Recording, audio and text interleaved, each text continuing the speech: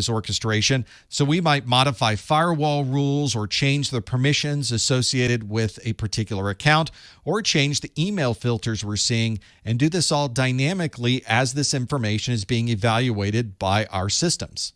Instead of having an individual configure our firewalls or our accounts or these email filters, we will have our systems themselves provide this through automation. This is an important key of this because the computer is much faster than we happen to be, and it can identify what may be happening at any time of the day and put barriers or mitigation in place to prevent those problems from happening on our network. And the response part of SOAR means that we're able to have this orchestration and automation occur at any time of the day and be able to react to anything that may be occurring in our network.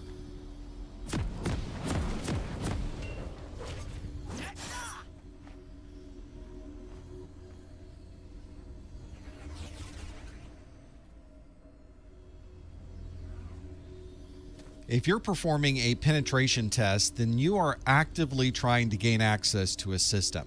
This is simulating the same type of exploits and attacks that would be done by an attacker that is external to your organization. This is similar to the process you go through with vulnerability scanning, but you're taking it one step further. You're actually trying to exploit the vulnerabilities you find to see if you can gain access to these systems. This is often a process that is mandated. You have to do this by some type of set of rules or regulations, and you'll usually contract with a third party that will perform these penetration tests on a regular schedule. A great document to view some of the information that can help you design and plan for these penetration tests is from NIST. It is their technical guide to information security testing and assessment, and you can find that at professormesser.link/800115. Penetration tests can be very invasive, and it's important that everybody understands exactly what the rules are for these particular tests. These rules of engagement define the purpose of the test and what the scope will be for the people who are performing this test on the network. This means that everybody will be aware of what systems will be considered and perhaps the time of day that will be used to perform these tests. Most organizations will define a type of test. So this may be a test of a third party coming in from the outside, or it might be a test that you're performing internally to your network. And you also have to make sure that everybody understands this is something that might be occurring during the normal working hours, or it might be something done after everyone's gone home.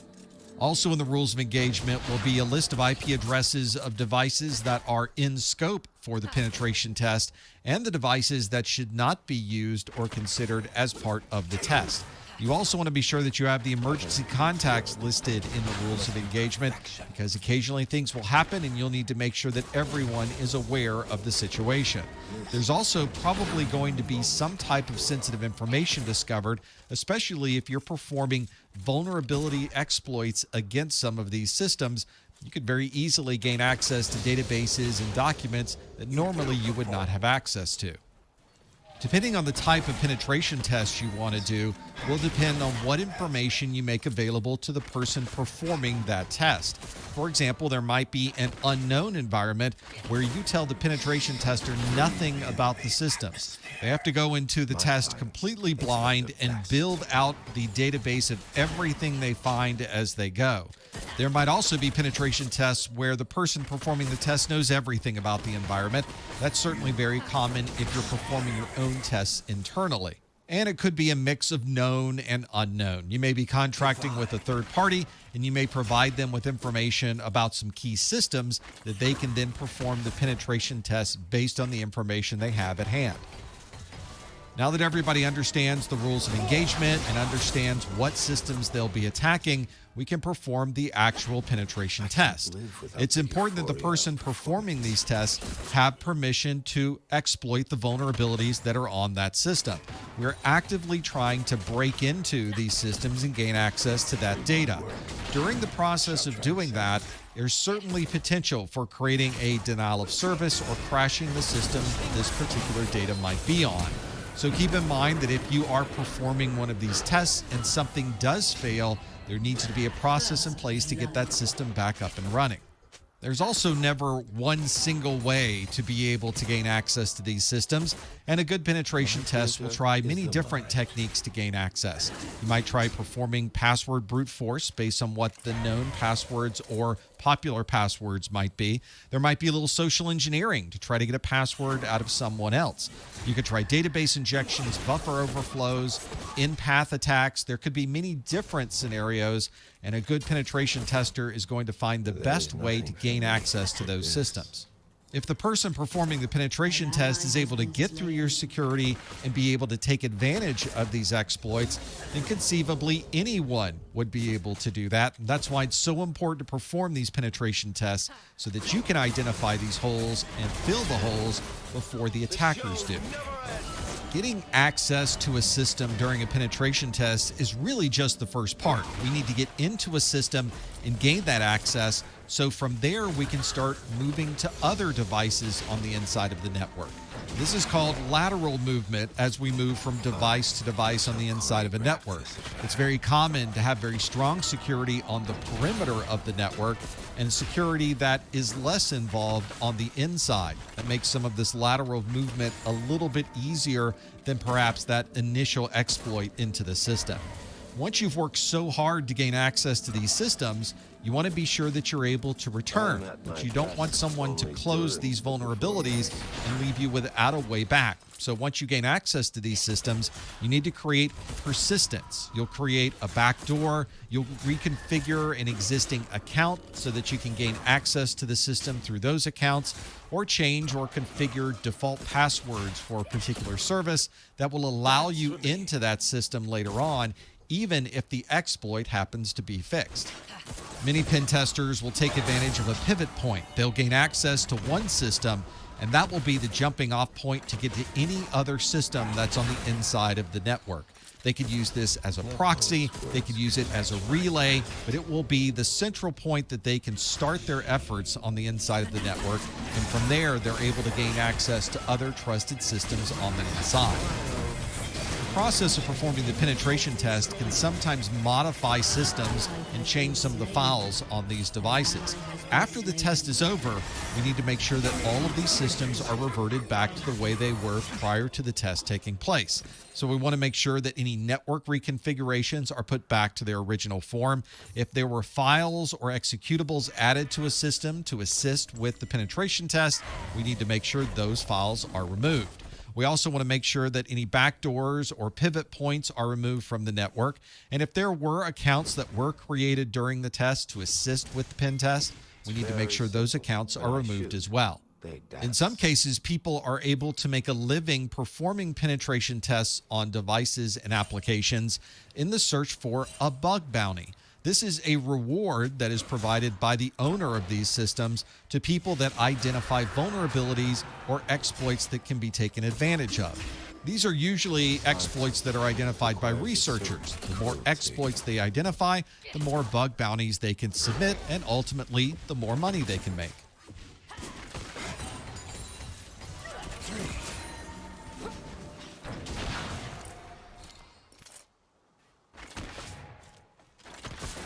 Sublime. Before you perform a penetration test, it's always good to gather information about the systems that will be attacked. This is the reconnaissance phase, and this is the part where we will begin to footprint all of the different devices that are in an organization. We need to understand exactly what security tools are in place, so it's good to do some research and find out what firewalls and other security devices may be operating. This is also the time where we'll determine exactly what devices we want to attack. There are hundreds or even thousands of devices on these enterprise networks, so it's always good to understand what the key systems are and to focus our efforts on getting into those devices.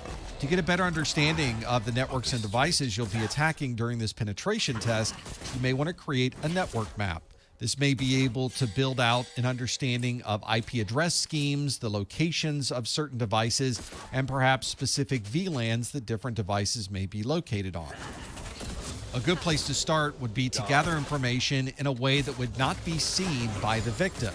This is a passive footprint, and it's a way to use data that's located in the open source areas to be able to understand more about the systems you'll be attacking. A good example of passive footprinting might be to look at social media pages for a particular organization, or look at the corporate website itself to gather details about what might be on the network. There are also many online forums and subreddits that contain information about many organizations, and you may be able to perform some social engineering by calling directly into the organization. You could also dive into the dumpsters around back and look through their trash for details. There might also be a way to look at other business organizations and see how they are interacting with this potential victim. Much of this information in the open source can be categorized as open source intelligence, or OSINT. The data that you can gather through these open sources is extensive, and a good location that gives you a framework of information that you can gather can be found at osintframework.com. Just the first level of this framework provides information such as username, email address, search engine information, dating sites, archives, the dark web, and so much more. Gathering this information manually could take time, but there are many tools available that can go to many different websites to gather this information for you. Another source of data for your passive footprinting might be war driving or war flying. This is where we're combining Wi-Fi analysis with GPS locations to be able to know exactly where a wireless network might be. We can also gather information about the wireless network itself, such as the name of the wireless network, where the access points might be located, and some of the information about what frequencies may be in use. With war driving, we're gathering this information as we drive around the streets of the city. We can also do war flying, where we combine this with a drone and simply float above all of these organizations to gather these wireless details. Once we start accumulating information, we can find all of the SSID or wireless network names. We'll understand more about whether encryption is turned on or not with these particular networks, and you can get strength values of the signals to know just how far away an access point might be. There can be an extensive amount of data collected over time, and all of this can be done for free. There are tools available on the internet such as Kismet and Insider that can gather this information and combine it with a map of the geography. You can see a combination of that at wiggle.net, WIGLE.net, where you can see the results of this war driving overlaid onto a map. So you can see exactly where all of the wireless networks might be, and then you can drill down into any of those to gather more information about that particular site. With active footprinting, we're going to actively send information into this network or the devices on this network in order to gain more information about what might be there. If someone is monitoring network communication or capturing the packets on this network, they will see us perform these active footprinting tasks.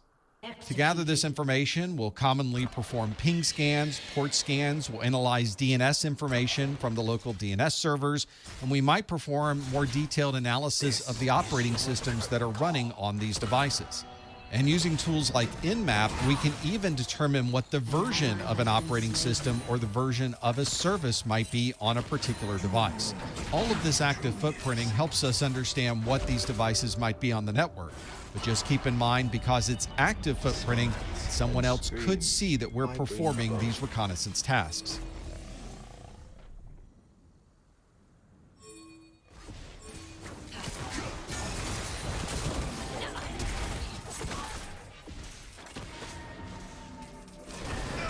IT security is a broad field, and there will be many different tasks with many different goals and job descriptions.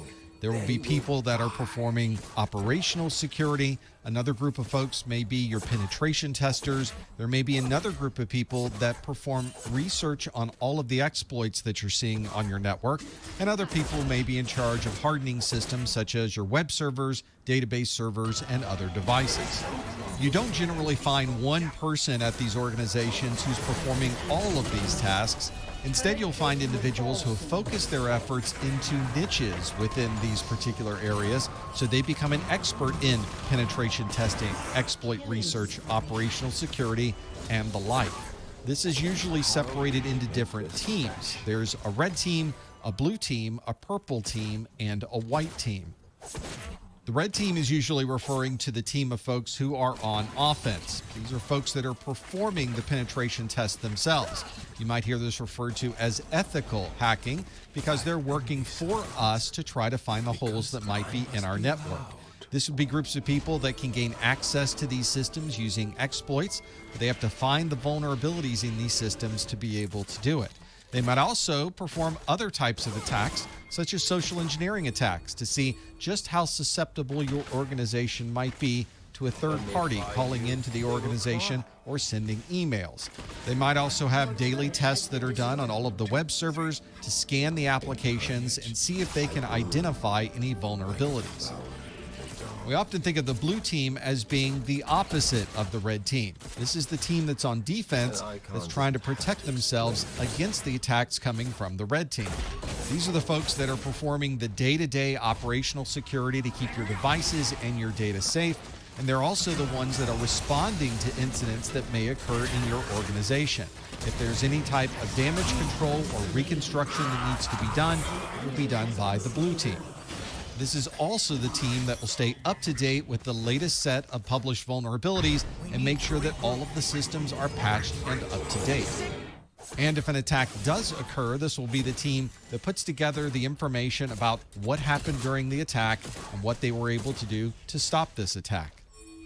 Of course, in an organization that has a red team and a blue team, both of those teams are working towards a common goal. You want to be sure that all of the systems and all of the data in your organization is safe. To be able to facilitate these common goals, many organizations will combine these teams together into a purple team. This means that instead of competing with each other, they're both sharing information about what they find on the network. And that way they're able to fix the applications, secure the data, and make sure that everything remains secure that much faster. In organizations that have a purple team, there's usually a feedback loop that works back and forth between both of those teams. So as soon as the red team finds a problem, they can inform the blue team. And as soon as the blue team knows their particular vulnerability has been released, they can let the red team know what systems have been patched. The white team is not on the red team or the blue team. Instead, the white team is overseeing what's happening with both of those teams on the network. You can think of them as the referee or the manager of a particular set of processes, so they can enforce any rules that may be in place between the red team and the blue team. If there are any issues that need to be resolved, the white team would do that as well. And in organizations that keep score over the performance of the red team and the blue team, the white team handles that scoring process. This is also the team that is in charge of putting together the results of a particular penetration test so they can identify what things worked well during the pen test, which things did not work well, and things they might want to change the next time they perform this test.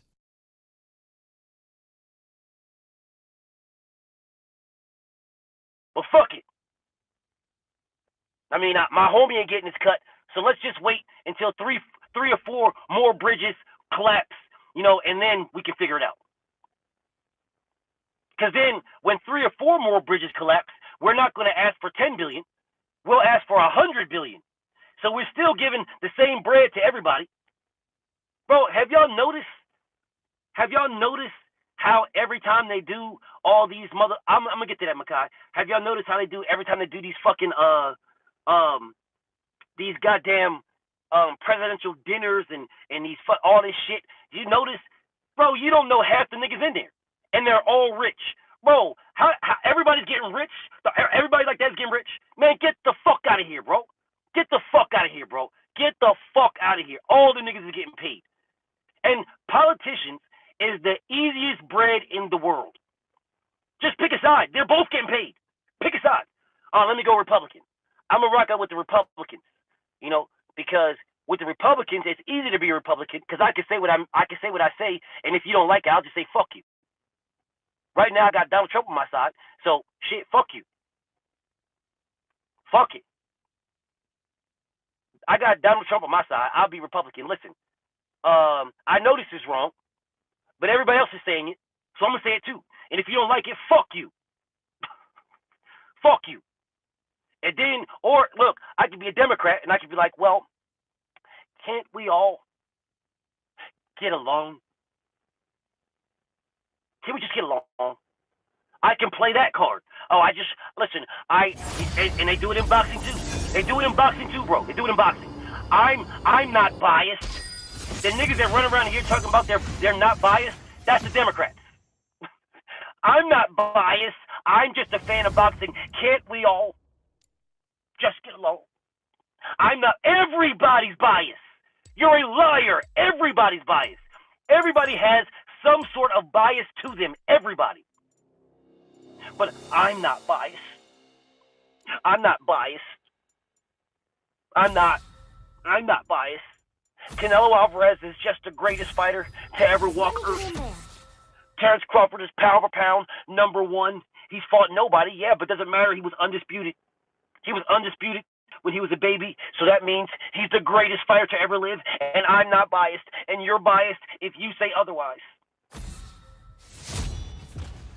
If you say Anthony Joshua is not the greatest, greasiest man alive, then you're biased. You're just a hater. You're a hater. Facts don't matter with these niggas, bro. It's the same, bro. It's the same shit, bro. It's the same shit, bro. It's the same shit with the Democrats, bro. Same shit. Same shit. The facts don't matter with these niggas for a lot of shit. But it's a twist to it. It's a twist, right? The facts don't matter when it comes to the money and how they're gonna pay for shit. When it comes to the Democrats, how you gonna pay for this? Then the motherfuckers start tap dancing and shucking and jiving. Oh shit, I don't know.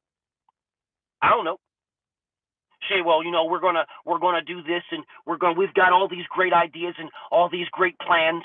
We've got these great thoughts that what we're going. Why don't you just do it like the Republicans do?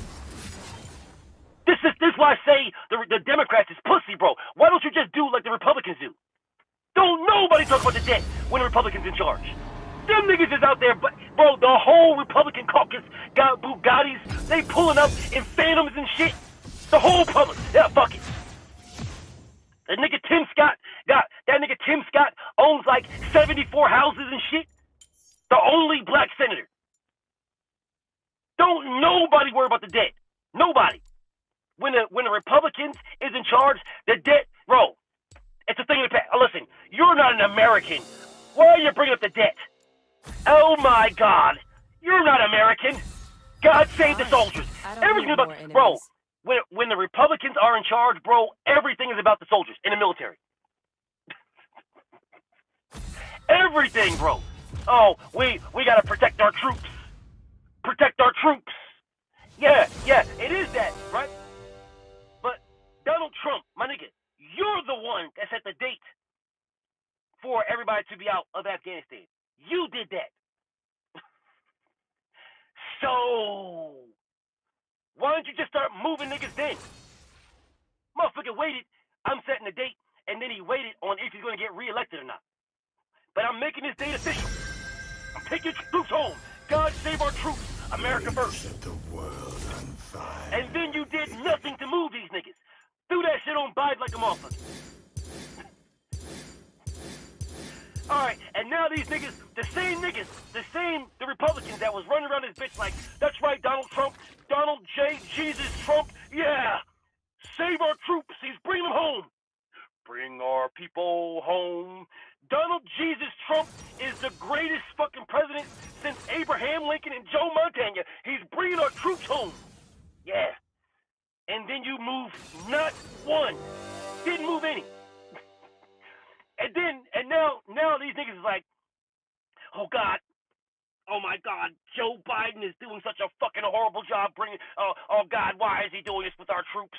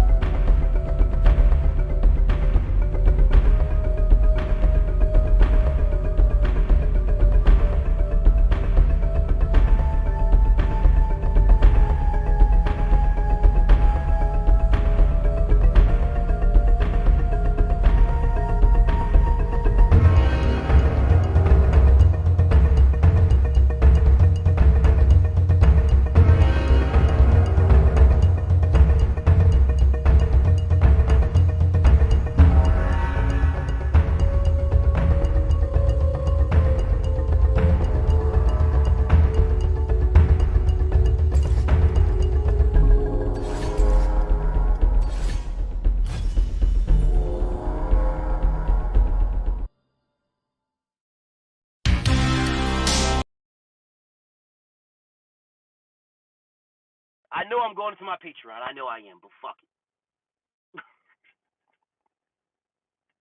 Why he's doing this with our troops? Same thing with coronavirus. Oh God, he's an epic failure with this corona. Epic failure. But you the niggas telling motherfuckers to not wear masks. Don't wear masks. Don't get the shot. But it's an epic failure. The fuck? But then warp speed now. Warp speed. We have to warp speed to get this vaccine. We got to warp speed to get a vaccine that I'm going to tell everybody to not take. And then these sheep ass niggas be like, yeah, that's right. Joe Biden, you ain't shit. Joe Biden's garbage, man. Joe Biden. Now Joe Biden is a piece of shit. Yes, the fuck he is. He's a piece of shit. But so is Donald Trump and all the rest of them. So are all the rest of them. Ain't none of them motherfuckers is saintly. They're all pieces of shit. The whole lot, pieces of shit. The whole fucking lot of them. Every last one of them is sitting around the toilet bowl. They're all of them sitting on the toilet bowl, swinging their feet in the water, talking about, oh, well, you're a piece of shit. No, you're a piece of shit. No, you're a piece of shit. No, but you're all sitting on the toilet bowl. Every one of you are sitting on the toilet bowl. Every one. Y'all are all sitting a hole around the rim, talking about pointing fingers at who is the piece of shit. Every one of you are. The fuck? Then these niggas come in here capping and shit. Fucking Tim Scott, the only Republican senator that's black, the only one in the entire caucus. Niggas say, I don't need more now enemies. peep what he said, bro. Tim Scott says, America is not, and they do it with conviction. America is not a racist country. It's not racist. And everybody's like, yeah, that's right. Yeah, tell him, Tim. Yeah. And then 3 sentences later, he's like, I've been called the N-word so many times. This is.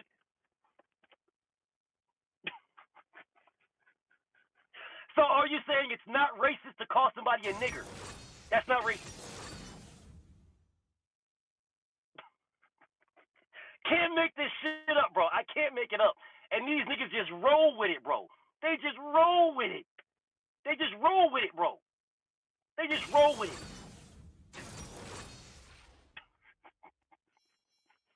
America is not racist.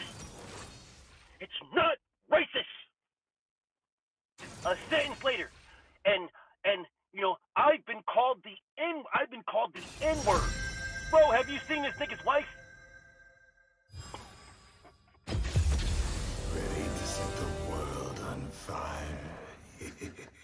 Yo, this nigga's wife looked like an old ass Steven Seagal.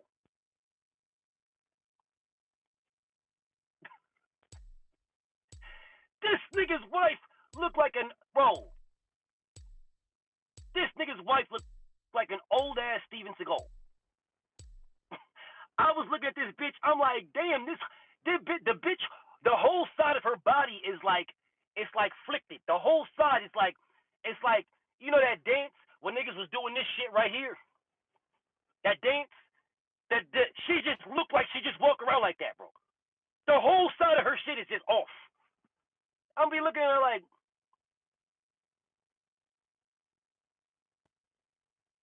I be wanting to get this bitch a V8. I be like, yo, hey man, get this bitch a V8, bro. Something's off. This is an ugly motherfucker, bro. If y'all ever saw Tim Scott's wife, that bitch ugly as fuck, bro. I was like, bro, you're a senator. You mean to tell me you can't get none better than that? Yes, E. Ortiz, an older Steven Seagal. An older one. Yes. I was looking at her. I'm like, is this bitch balding? Or is that, you know how bitches nowadays, they be getting like a fade on the side, and then they get like their ponytail up and a fade. I'm like, is this bitch, is her shit falling out? And that nigga, yo, that's a motherfucker.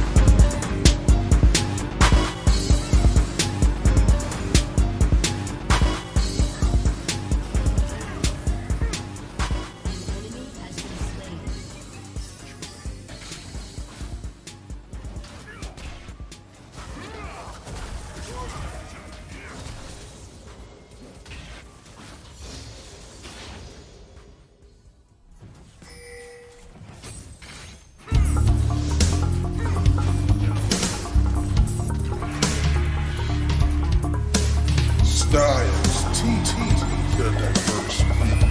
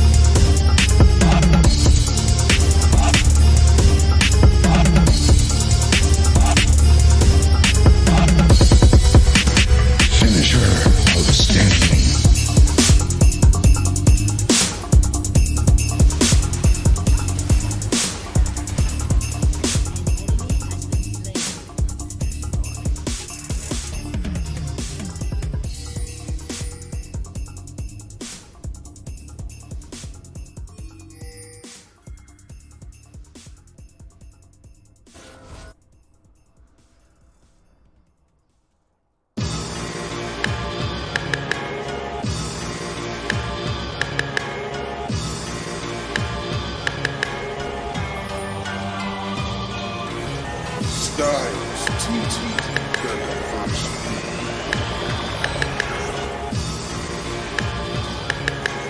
Flawless victory.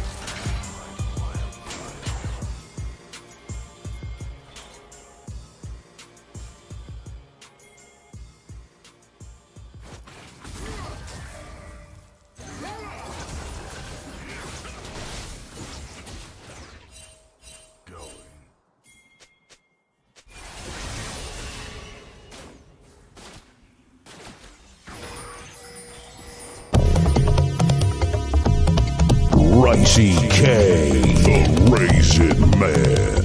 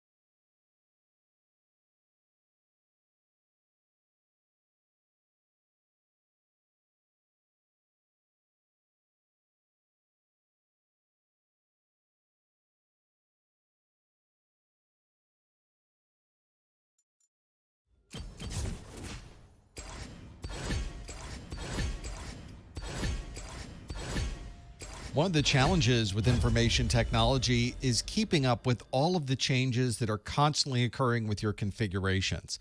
For example, you're going to have new operating systems, patches to those operating systems, upgrades to applications, modifications to the network, and new applications are going to be installed all the time.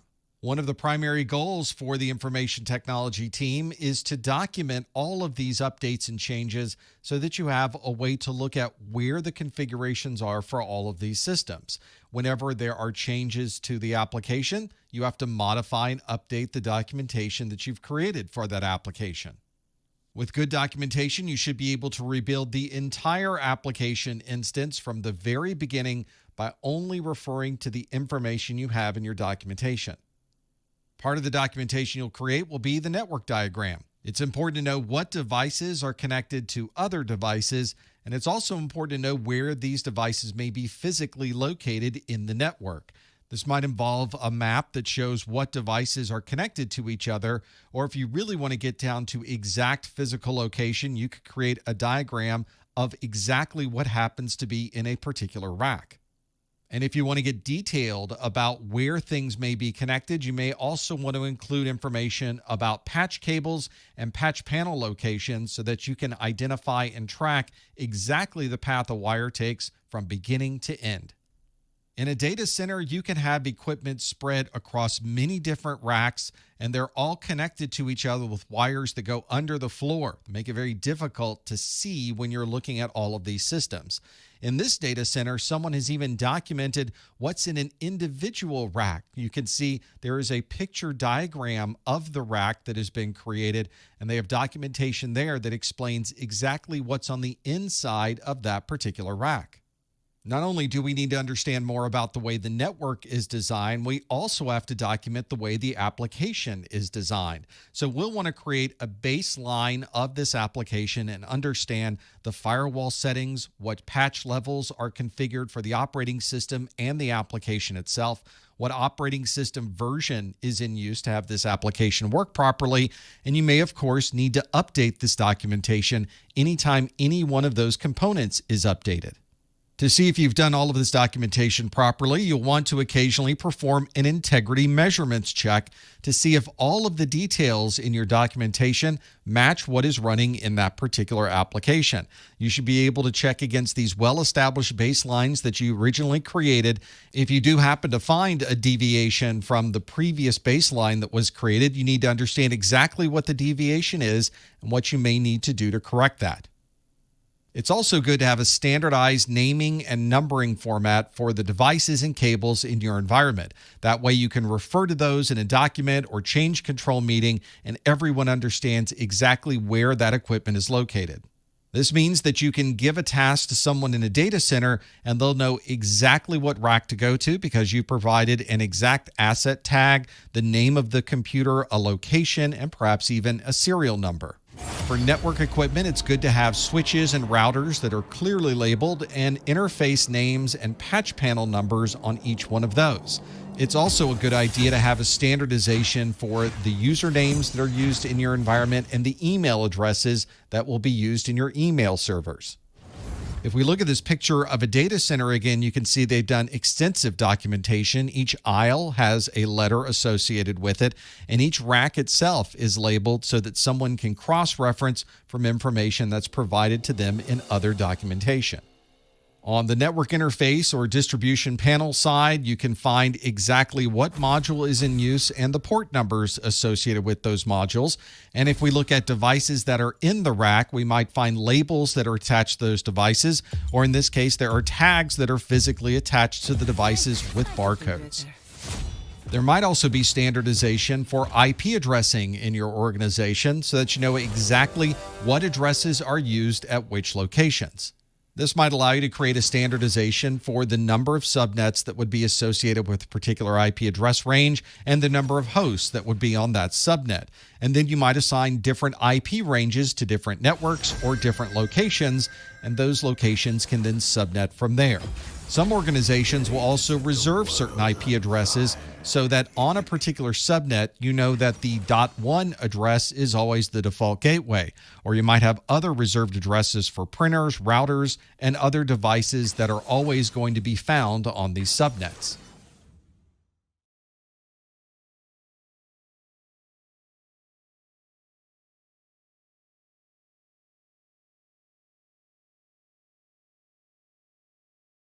An organization's data is one of the most important assets they have, so it's up to you as an IT security professional to make sure that data is safe. One of the challenges with approaching this problem of protecting data is that the data is in so many different locations. It could be on a storage drive, it can be traversing the network, or it may be in the memory or CPU of a system. We also have to think about other technologies that we can combine with this data to protect it. For example, we can include encryption or set up specific security policies. And of course, we may want to have different permissions to this data depending on where you work in the organization, which would be another way to help protect the data. Our communications to practically every country in the world are available through the internet. So we have to have rules that determine how data is protected in each of these different territories. This falls under the category of data sovereignty, where we need to understand the laws associated with data depending on where that data happens to geographically reside. Some of the rules around data sovereignty are specific to these locations. For example, the GDPR, which is the General Data Protection Regulation, is a set of rules in the European Union. These rules specify that if data is collected on EU citizens, that data must be stored in the European Union. The GDPR regulations are extensive and complex, so it's important that you understand the scope of those if you're planning to collect this type of data on your network. And you may find that this is not the only case where the data you're collecting has to reside in that same country. There are many other countries with similar rules, so make sure you understand those if you're collecting and storing this information. Another way to protect data is by masking the data. This is a way to obfuscate data that makes it more difficult to read. Data masking can look like this bank card number on the receipt, where most of the bank card has been masked out by asterisks. The only thing you would be able to read are the last 4 digits of the number. We can, of course, use this data masking with any type of information, so this might help protect personal identification information, or PII, and any other sensitive data as well. As we see this information stored on something like a receipt, we see these asterisks, but the data itself, including the full credit card number, may be stored on other servers within the organization. It's just that we don't have rights to be able to see that number, so anytime we would print it or create a receipt, the number is masked automatically. There's many different techniques you might see used for masking this type of information. It might be encrypting some of the data. It might be moving the numbers around so they're not in the same order, or it may be substituting with different information completely. Another way to protect data is by encrypting that information. Whenever we have the original information that we're planning to encrypt, we refer to that as plain text, and the information that we created after the encryption process is ciphertext. This encryption process allows us to go back and forth between plain text and ciphertext as long as we have the proper key and the proper process for encrypting and decrypting that data. One of the important characteristics of data encryption is the concept of confusion. Confusion means that the information that we are encrypting and putting into this ciphertext is very different than what we originally started with the plain text. Let's take, for example, a very simple bit of plain text, "Hello World." And I'm going to encrypt that phrase into a PGP encrypted message. This is the message that I created that was encrypted from the original plain text, "Hello World." You can see that the original plain text and the resulting ciphertext are dramatically different, and so this would qualify as having confusion as part of the encryption mechanism. Another important characteristic of data encryption is the concept of diffusion. Diffusion means that if you change one piece of information in the plain text, that the resulting ciphertext is going to be dramatically different between these different versions. For example, let's take that original Hello World plain text and the PGP encrypted ciphertext. Let's change this Hello World plain text to be hello world with an exclamation mark, you will see that the resulting ciphertext only has a similarity at the very beginning, which is the PGP header, and everything else in this particular encrypted message is dramatically different than the one that was with the original ciphertext. All we changed was one character in the plain text, but thanks to diffusion, we're able to get a very different result with our ciphertext. If you're protecting data, you need to know where this data is located. And if you have this data on a storage device, we refer to this as being data at rest. So this could be a hard drive, an SSD, an NVMe M.2 drive. It doesn't matter where we're storing it, as long as it's in a file that's on that storage device, it's data at rest. To be able to protect data at rest, then we need to encrypt the data on the drive. So this might include whole disk encryption, it might include encryption built into the database, or we might individually encrypt files or folders in that storage device. We might also want to assign permissions to the data that's stored in this drive. So we might have a particular file or folder that's only accessible by certain users or certain groups of users. Data that's moving across the network is referred to as data in transit. You might hear this also referred to as data in motion. This means that we have data that's going between switch interfaces, router connections, and the devices that are on the network themselves. There are many different types of devices sending this information back and forth, and every step along the way, we have some data that's in motion. We will often allow or prevent access to this data using a firewall or intrusion prevention system. And of course, we might encrypt the data as it's going through the network, which means no one would be able to view that information and understand anything going by because it's being sent in this ciphertext form. If you're using TLS, which is Transport Layer Security, the newer name of SSL, or IPsec, which is Internet Protocol Security, then you are encrypting this data as it's in transit. And if we have this data that's in the memory of our systems, we consider that to be data in use. This would be data that's in our system RAM, our CPU registers, or the caches that are on our system. This data is almost always provided in a decrypted or plain text view. That's because it's much easier to perform calculations and be able to read this information if it's not encrypted. And because this data is in memory and not in an encrypted form, it becomes a very useful place for attackers to focus their efforts to be able to gather this data. An example of attackers going after this data in use was with the Target network in November of 2013. Over 100 million credit card numbers were stolen because the attackers put malware on every single checkout register. So even though we were sending information across the network in encrypted form, the attackers were focusing on the credit card numbers that were in the memory of those checkout registers, and they were able to look at the data in use on every point of sale terminal. Another way to protect data is to show a completely different kind of data than what was originally there. We call this tokenization, and it's when we take sensitive data and replace it with a completely different set of data.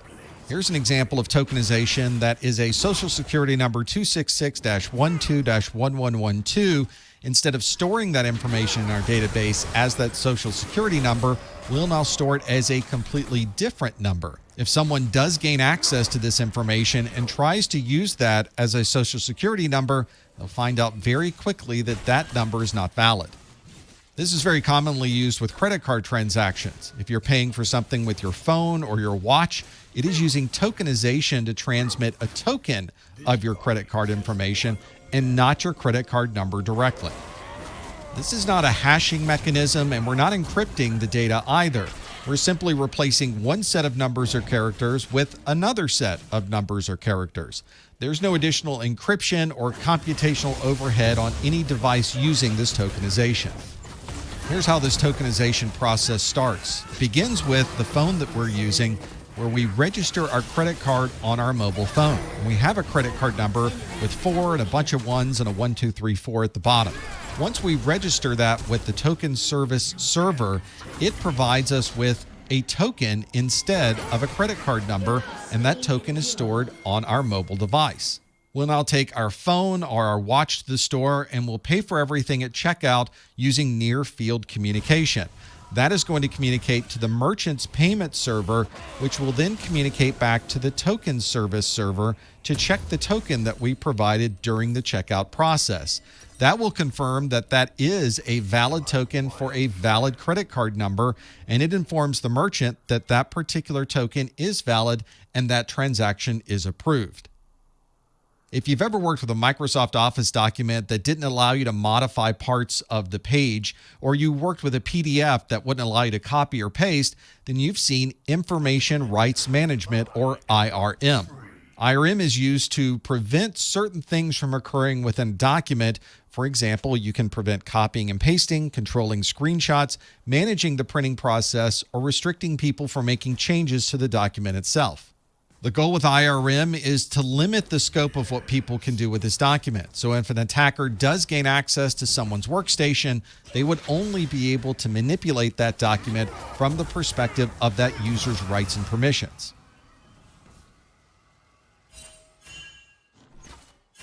I am the fire that cleanses the world.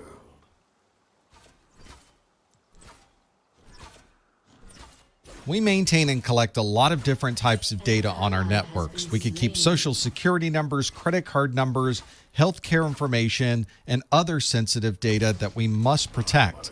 If attackers focus on our network, they'll want to have access to this sensitive information.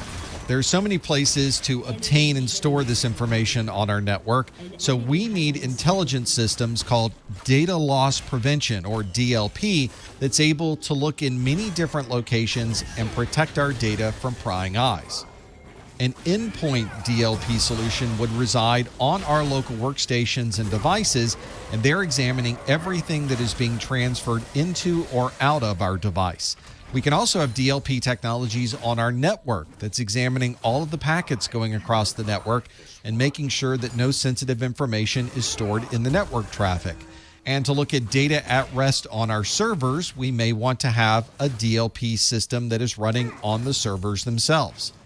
In some cases, DLP is designed to block access to different types of hardware. For example, DLP on a workstation would be able to allow or disallow access to data that's being stored on a USB connected drive. An example of how important it is to have DLP associated with these USB flash drives occurred in November of 2008 with the U.S. Department of Defense, where suddenly a worm was able to move throughout the network because it was replicating itself using USB storage.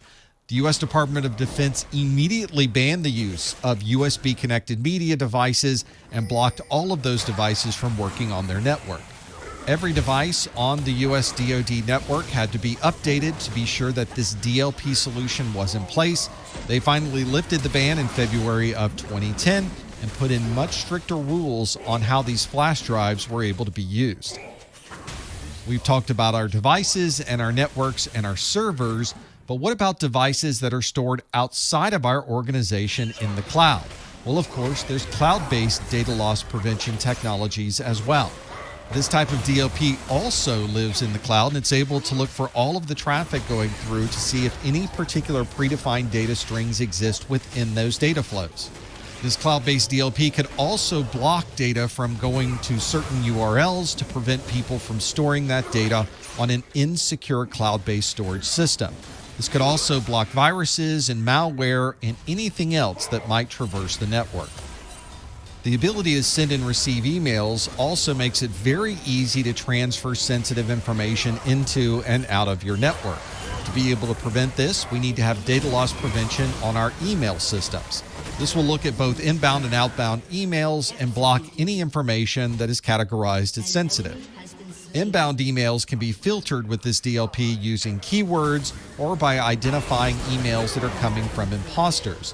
These emails are then quarantined and can be examined by an email administrator to validate whether this is legitimately a DLP filtering function or if it may be a false positive. A good example of outbound DLP filtering might be to block anything that looks like a wire transfer, maybe somebody trying to transfer W-2 information, or anything related to employees' personal information. A good example of how important it is to have DLP in our email systems occurred in November of 2016. An employee at the Boeing organization emailed their spouse a spreadsheet that they would then be able to use as a template for a different project. Unfortunately, hidden in that template spreadsheet was the personal information of 36,000 Boeing employees, and by sending this information to his wife over non-secure channels into their own personal email, he had now transferred out social security numbers, dates of birth, and much more information as well. Ironically, Boeing does sell their own version of a DLP software, but it wasn't in use in this particular case because it's only used on classified networks.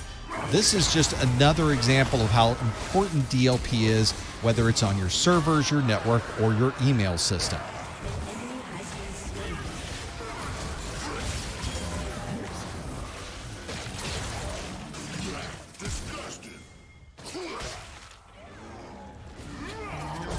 We often think of our technology being in the cloud or being at a data center, but we really do have to think about where this technology is located and how that has an effect on how we secure the applications and the data. From a legal perspective, we have to understand how security is affected by this difference in location, whether we're doing business across state lines or international business. We also have to think about if we need to get to another country for recovery, for maintenance, or for anything else we need to do. There are additional legal concerns. Your passport, for example, is an important legal document that we use when we're traveling to another country. All of the personnel that are associated with performing functions relating to that business process would probably need to have a passport and have that process already taken care of before you need to be able to use it. Every business has some type of legal representation, whether it's someone who's internal to the company or a third party that you're contracting with, and they should be always involved in the legalities of how you're managing and controlling the data and systems in your network. Some of these same geographical considerations apply for our backups. Where are your backups stored?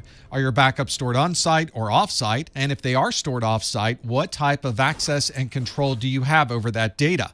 Perhaps even more importantly, what type of access and control does a third party have over the data at the location where that information is stored? And these geographical considerations become important if we need to declare a disaster and we need to bring up a new data center at a remote location.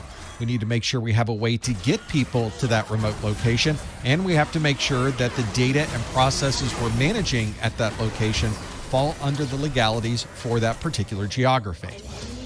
It's also important that we manage the recovery process if we need to respond to an attack. This has become a commonplace issue across all organizations. We need to have a formal process in place so everyone knows what the next steps will be. Before any type of response to attack or recovery to attack, we need to document the entire process from beginning to end.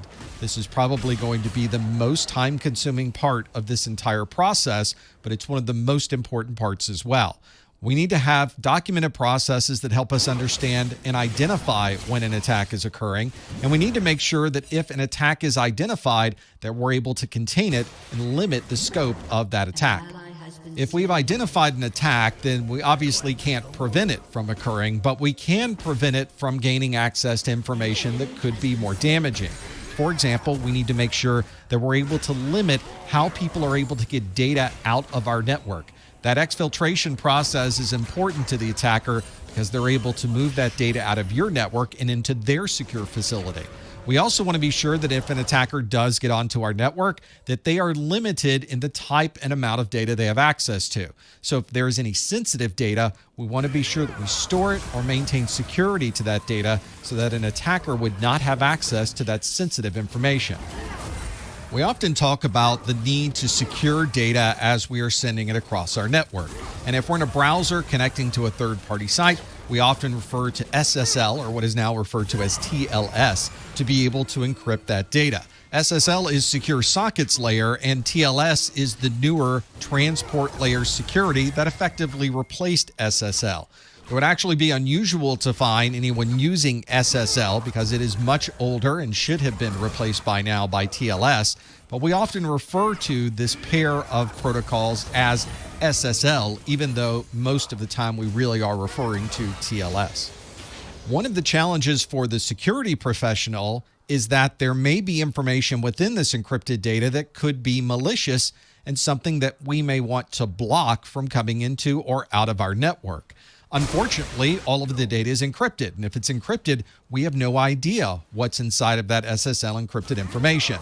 There are ways, though, that we can perform SSL or TLS inspection where we can view the information within this encrypted data to be able to determine if there's anything malicious inside. Now, obviously, this is not something that can be done very easily, and it has to be something that has been specially configured on your computer to be able to perform this SSL inspection. But this is a very useful tool for security professionals, and you'll find that many organizations will perform SSL inspection to be able to maintain the security of their data. The ability to perform this SSL inspection is all based on trust. Your browser trusts the device that it's connecting to across the network and is able to perform the encryption from end to end. What we're able to do with SSL inspection is put ourselves in the middle of the conversation, but continue to have the trust both on the client side and the server side.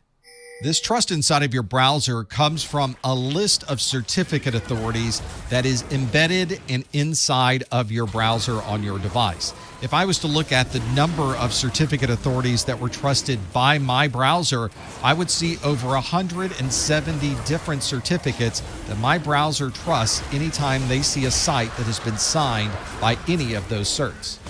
This means for every site you go on the internet, there has to be some interaction with a trusted certificate authority.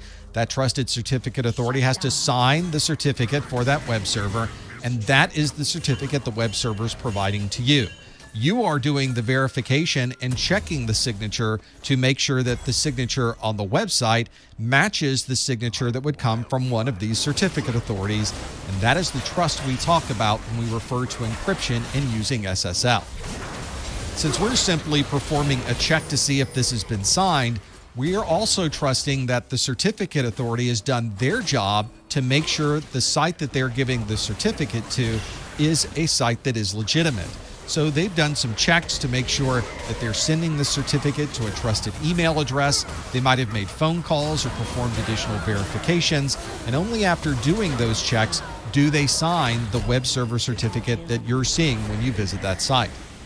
Each time you visit one of these locations, your browser looks at the certificate on that web server, it looks at the signature, and then it checks from its list of over 170 trusted CA certificates to see if that signature is matched by any one of those. And if that matches, your browser encrypts the information and continues to work normally. If something doesn't match up, there will be an error message on the screen and a notification that there's some type of certificate error. So how can we get into the middle of this conversation and look into the non-encrypted data, even though both the server and the client are sending encrypted information from those devices? The way that you do it is you first have to have a device in the middle of the conversation. This is often a firewall or some type of SSL decryption device that is specifically designed to provide this proxy functionality. Inside of this device, we're going to add our own internal certificate authority. This would be one that we create just for use internally within our organization, and it would not be used for anything that might be outward facing. We would then add our internal CA certificate to every user's device on the network. This means that we become another one of those 170 plus trusted CAs that is listed in a browser, and we've done it for every browser on every device on our internal network. Now that our internal devices trust our internal CA just as much as they trust an external CA, we can begin the process of communicating securely between a user and a server. The first thing that will happen when a user tries to communicate using this encryption is there will be a hello message sent to the server. So in this case, the user is sending the hello to ProfessorMesser.com. That hello message is intercepted by our SSL decryption device, and instead of sending that hello message to ProfessorMesser.com, that device is going to create a message as a proxy and send that message to ProfessorMesser.com. The Professor Messer web server is now going to respond back with information about its web server certificate that has been signed by a public CA.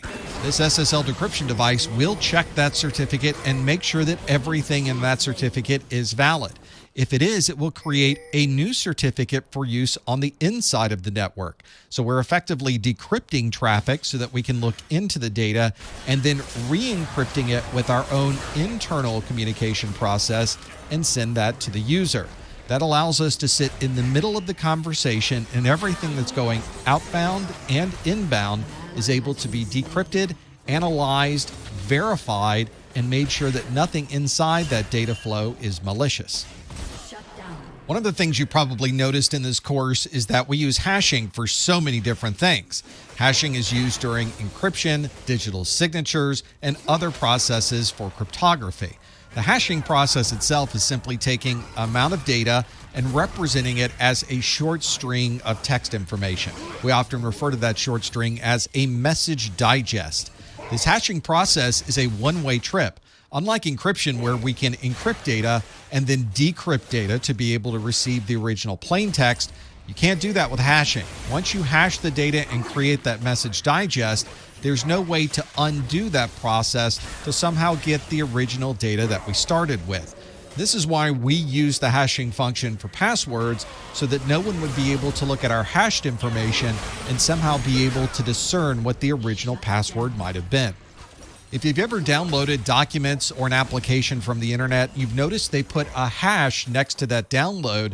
It's there to make sure that you can provide integrity once you receive a copy of that download.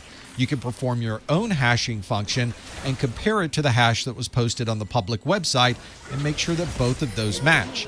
If the hash is the same on both sides, then you know that the document that you've received is exactly the same document that was used to create the original hash. This hashing is also used for digital signatures because we are able to use the integrity built into the hash to confirm that we're receiving the same message that was sent. We can confirm that this message was sent from a particular individual using the authentication features in a digital signature, and we can also verify that it must have come from a particular person using the non-repudiation functionality of the digital signature. One of the most important characteristics of a hash, and one of the reasons we will often retire older hashes, is that we run into problems with collisions. When you create a hash of a particular value, there should only be one way to get that particular hash, and that's if you were able to hash that original value. You should never take two very different messages, hash them, and somehow end up with the same hash. We call that a collision, and it usually indicates that there is some type of cryptographic vulnerability associated with that hash algorithm. Let's take an example of a hash using a good hashing algorithm like SHA-256. SHA-256 is 256 bits of a message digest, or what turns out to be 64 hexadecimal characters. Let's take a simple hash such as the term, "My name is Professor Messer," with a period at the end. If we perform a SHA-256 hash of that, we get this message digest in return.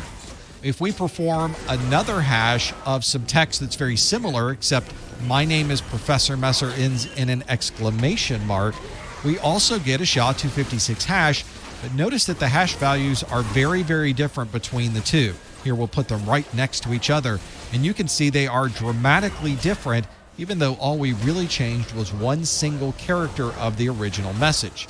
This is why we use this hashing function to provide additional security for our data, because if only one single character is changed, we get a dramatically different hash, and we know immediately that we should not trust the information that we've received. With the advent of mobile devices and cloud-based technologies, we're taking more and more advantage of APIs, or application programming interfaces. Not only are we communicating and controlling applications with these APIs, but we also have to put security methods in place to be able to protect the data that is being sent and received from these API calls. This means that there could be multiple places to perform functionality. There could be interactive users that are logging into a login page, and of course we have to make sure that that process is secure. There may also be an application or a mobile app that is accessing or logging into the system not using the login page, but using the application programming interface. Although the functionality is very similar, which is logging into the app, the method that's used to perform that login is very different between a login page and the API. So we have to make sure that we are managing the security not only for our interactive users, but also for API-based applications. One method used by attackers to be able to intercept and perhaps even change this API information is an on-path attack. This is when the attacker sits in the middle of the conversation and is able to view all of the traffic going back and forth, and in many cases, modify or replay some of the traffic it has seen in these API calls.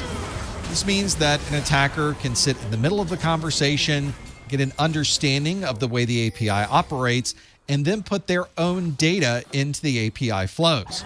An attacker might see a bank transfer take place and then create their own API call that might transfer information into their account. This is called API injection, and it's another concern we have when making sure that our API applications are secure. And if an API has not been properly developed or tested, an attacker may be able to find a vulnerability that wouldn't be able to use the functionality of the application, but it might be able to cause the application to fail. This would be a denial of service attack, and it would then prevent anyone else from gaining access to that application. This is why many organizations will have additional security for their API-based applications, especially as it relates to authentication. There will be limited use of the API to only applications or users who are authorized to use it, and you will only use communication to that API over encrypted protocols. The API should have some security controls that would limit what the API is able to do based on the user's rights and permissions. For example, if a user should only have read-only access to data, then those should be the only API calls accessible by that user. And just as we have a next-generation firewall that we might use for our network traffic, we have a web application firewall that we commonly use for our application traffic. So if we're using web-based applications or API-based applications, we can configure our web application firewall to monitor and control all of the communication to that particular user's data.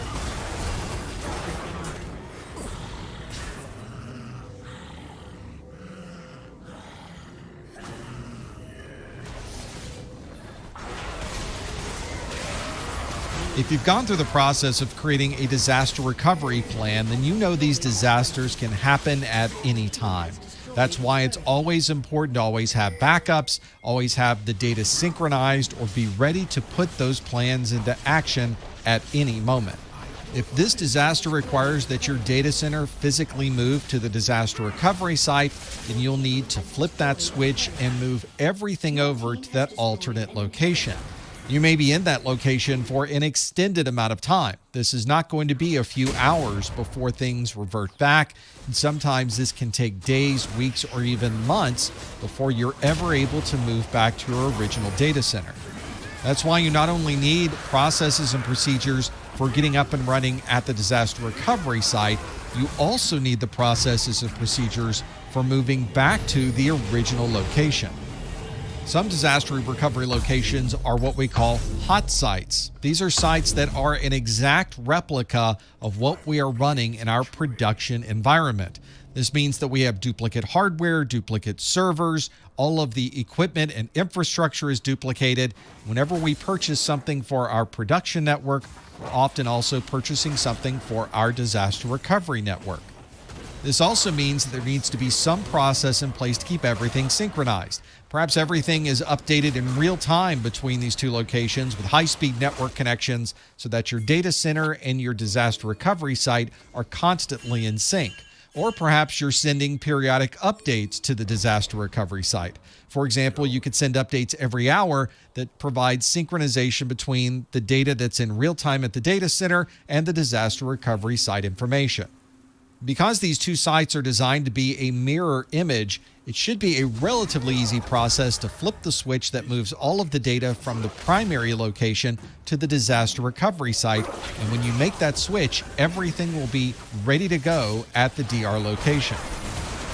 A cold site is effectively the complete opposite of a hot site. This is effectively a room with a bunch of racks in it and it has none of your equipment currently in place, none of your data, and none of your applications. This means that you'll need to bring the data with you. Maybe there are backup tapes or backup drives that are used, and you bring all of that with you to the cold site. There are also no people at the cold site, so you have to make sure that you bring the personnel that will then be attending to all of these systems that you will be installing and running at the cold site. A warm site is somewhere in the middle between a hot site and a cold site. Instead of being immediately ready to go or having nothing available, it's usually a location that has racks and some equipment that you can at least get up and running in a relatively short period of time. They might provide servers or equipment for the infrastructure, and you would simply bring your configurations to plug into their equipment. The description of exactly what's included with the warm site is usually part of the disaster recovery contract. There's usually a balancing act between the equipment that's available and how much you have to pay for that disaster recovery functionality. The more equipment that's available at a warm site, the more money that will be required on a monthly or annual basis to maintain that DR location.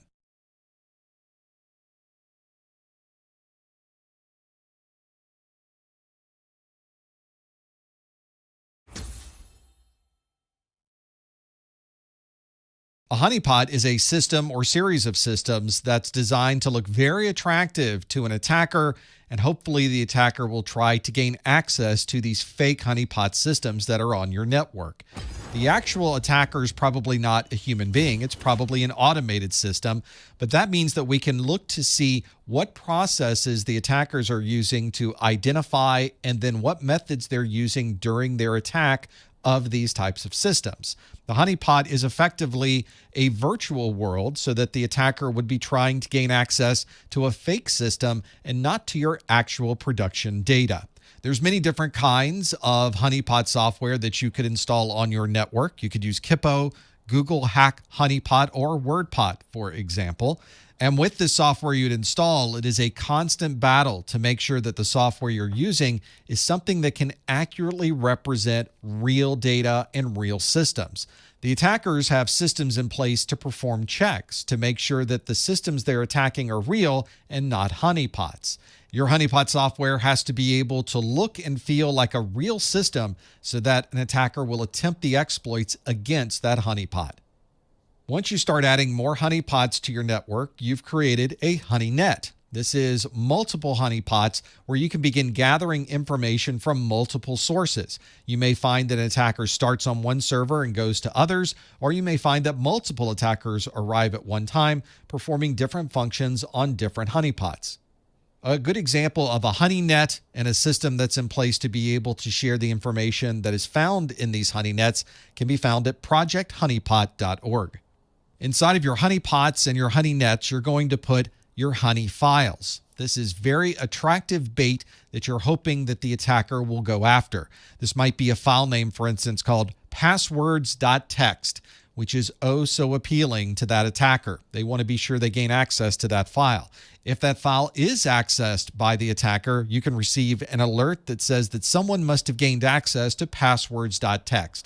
It's effectively a way that you can know if someone did try to attack that system and what type of information they were able to gather. One of the advantages we have with our modern technology is the ability to gather large amounts of data, in some cases very diverse data, and be able to analyze that data to try to find things that are similar or contrasting within those data files. This is machine learning that takes this big data and is able to identify patterns and information within that very large data source.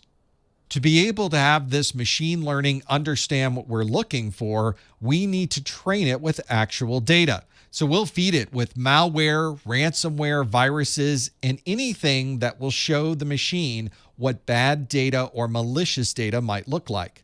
The machine learning programming will then get an understanding of the type of data it should be looking for and how it may be able to identify this malware from the way that it operates rather than from a specific signature. The attackers know that you're using this type of example to be able to train the machine. So they'll add their own fake telemetry into this data to try to get the machine to think that the malware is actually something good. This means that they can send this fake telemetry into the machine, and once the training is over, they can then send their malicious software through, and the machine will not be able to identify it. Another useful tool for a security professional is a DNS sinkhole. The DNS, of course, is the domain name service that is handing out IP addresses that are associated with fully qualified domain names, or FQDNs. It's very common for a client with an FQDN to be able to ask a DNS server for the proper IP address so that it can then communicate directly with that service. A DNS sinkhole, however, performs the opposite of this process. When the client requests the IP address of a particular FQDN, this device gives a response back with incorrect or invalid information about that service. This can be bad if an attacker is implementing a DNS sinkhole, because they may be able to redirect users to a specific location or may create a denial of service where no one is able to communicate to the proper service. This is more commonly used, however, to provide intelligence for the security professional. We know that there are certain sites that a user will visit if they happen to be infected with a type of malware. So instead of allowing that user to communicate to that external server, we'll instead configure a DNS sinkhole. And if anyone ever requests the IP address of that malicious site, we will provide it with an IP address of a machine inside of our location that we can then create a report on to determine who might be infected with this malware in our organization. This is a function that's often integrated into an intrusion prevention device or next generation firewall. If someone tries to communicate out to one of these known malicious sites, the DNS sinkhole will send an IP address that redirects them to a known good site. And this also will create an alert or an alarm so that the security team within the organization will know that a particular device is infected with this malware. This means that the device with the infection will not be able to communicate out to the command and control, and it also means that your security team can clean those devices before that infection spreads.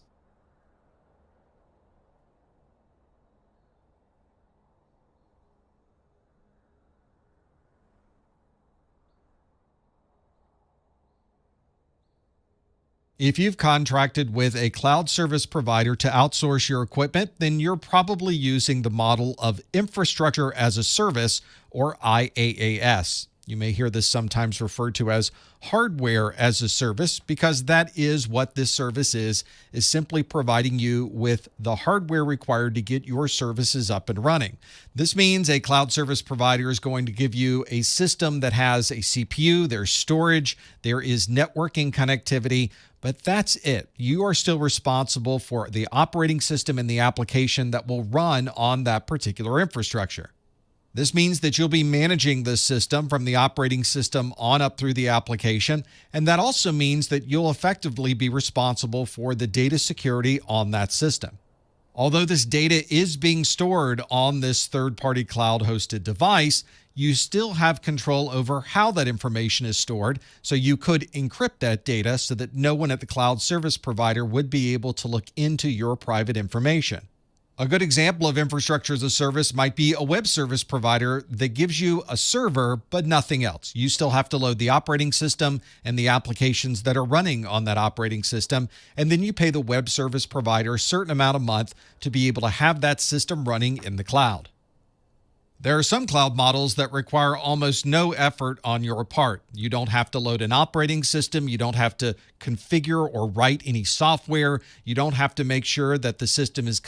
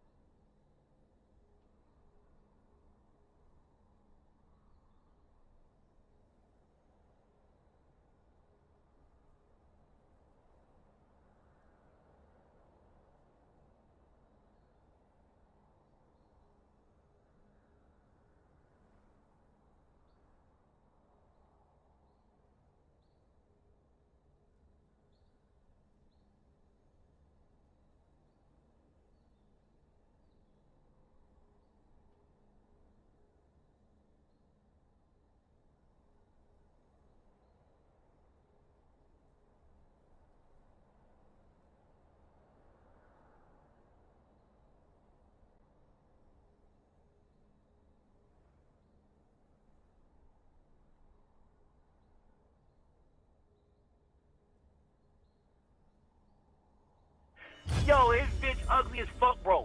And she looked like 7 times older than this nigga. And they're probably the same age. Both of them niggas is probably like 54, 55.